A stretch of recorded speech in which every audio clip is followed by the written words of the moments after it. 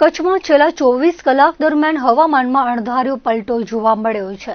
જિલ્લાના મુખ્ય મથક ભુજમાં ઠંડીનો પારો નીચે ઉતર્યો છે। બીજી તરફ સરહદી વિસ્તારોમાં કમોસમી વરસાદે દસ્તક દેતા ખેડૂતો અને જનજીવનમાં ચિંતાનો માહોલ જોવા મળી રહ્યો છે। કચ્છના સત્તાવાર તાપમાનના આંકડાઓ પર નજર કરીએ તો આજે નલિયા 12 ડિગ્રી સેલ્સિયસ સાથે જિલ્લાનું સૌથી ઠંડુ મથક રહ્યું હતું।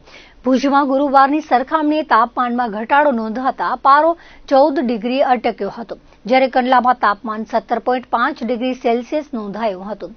ભલે નલિયા અને કંડલામાં તાપમાનનો પારો ઉંચકાયો છે, પરંતુ સમગ્ર જિલ્લામાં ફૂંકાયેલા ડંખીલા ઠંડા પવનોના વેગમાં વધારો થવાના કારણે ઠંડીની ધાર વધુ તીક્ષ્ણ બની છે, જેના લીધે લોકોને કાતિલ ઠંડીનો અહેસાસ થઈ રહ્યો છે। હવામાનમાં આવેલા મોટા ફેરફાર પાછળ પાકિસ્તાન ઉપર સર્જાયેલ કોલ્ડ ફ્રન્ટ જવાબદાર હોવાનું મનાઈ રહ્યું છે। કોલ્ડ ફ્રન્ટ કચ્છ તરફ આગળ વધતા જિલ્લામાં વરસાદી માહોલ સર્જાયો છે।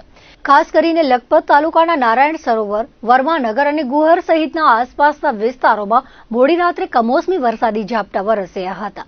માવઠાની આગાહી વચ્ચે વરસેલા વરસાદને કારણે સમગ્ર પંથકમાં શીતલહેર પ્રસરી ગઈ હતી। જો કે ભર શિયાળે પડેલા વરસાદને કારણે કૃષિ ક્ષેત્રે ચિંતાના વાદળો ઘેરાયા છે।